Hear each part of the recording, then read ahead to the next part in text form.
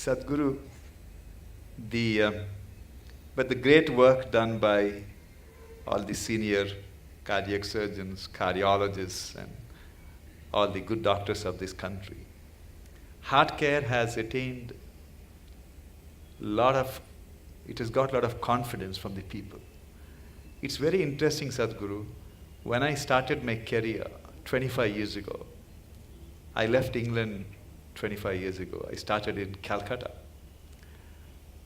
If I told a patient then… Lot of heartbreak there.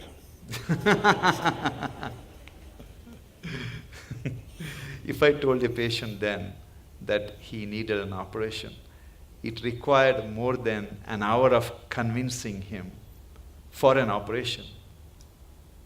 But today, I face a different problem. You're standing in a line.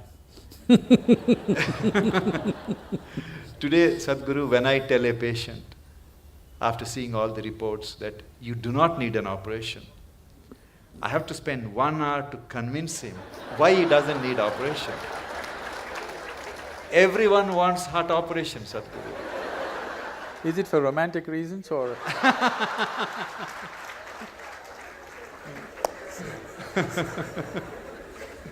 How do we convince people that fixing the heart is not like, something wrong with your house, you get a plumber, he will fix it, or something wrong with the car, you change the parts. It is something different. We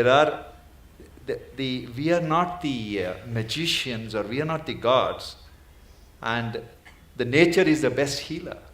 And cardiac surgery is only a 50-year-old phenomenon. People have lived for… I think they have also realized it's a dump pot. It's a big dilemma for all of us, Sadhguru. Today, people want something to be done on their body all the time. Yes. If not heart, many other parts of the body. Yes, as I said, probably in another 50 years, 50% of the population will be going through these surgeries, which is not health, which is medical industry, but not health. If health has to happen, a culture of health has to come in. Not healthcare systems, not hospitals, not more doctors, not more surgeries, but a culture of health has to evolve. Right now, world is in a way of imitating everything that America does.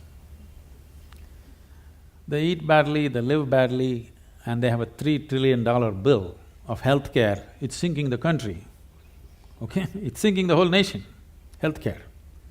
We want to follow the same things.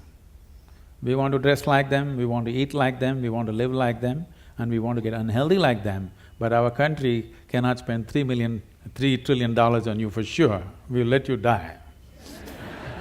Yes. We're not going to reach out to everybody and do surgery for 1.25 billion people. That's not going to happen in near future. And if it doesn't happen, it's a disaster. If it happens, it's a bigger disaster. That people do not know how to live well is a disastrous way.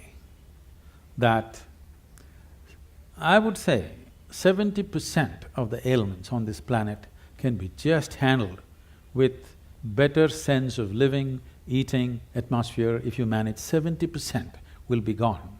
You can achieve this in 12 to 15 years of time on the planet if a determined effort is made by the people, by the policy, and by everybody concerned, particularly the hospitals. They can do a lot. Because when they're sick, they listen, Otherwise, they don't. When they're well, they don't listen. When they're sick, they will listen. They have years, more years than 2 when they're sick. That's the time to talk to them as to how to live better. These things are not new to us, these are very strongly rooted in our cultural milieu, but we are throwing it away for something which will bring us a lot of trouble. For immediate attention, for immediate intervention, of course, medical intervention is primary and it's most vital, there's no question about that. But long-term health will not happen because of medical sciences as we know it. Long-term health of a society or a nation or the planet will not happen that way. We have to bring a culture of health. What is the way to live? What is the way to eat? How to keep our body? How to keep our mind? How to keep our breath? How to keep the atmosphere around us? If this culture is not brought into us from our childhood, I would say it must be brought into the school curriculum itself. It must be brought in, healthful ways of living, because if you do not build healthy people, you're going to have educated and sick people and you're going to build a nation or a world out of it. With sick people, you're not going to build a great nation, you can only build a sick nation. And that is happening across the world. The major nations are suffering enormous amount of illnesses.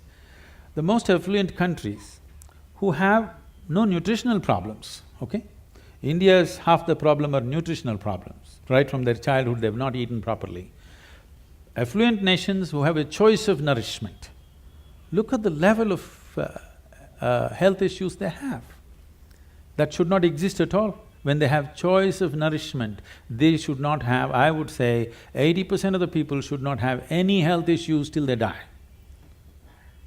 When 20%, 25% will get something, infections will come because of close proximity, those are different. But these are all on self-help. People are on self-help to create ailments for themselves.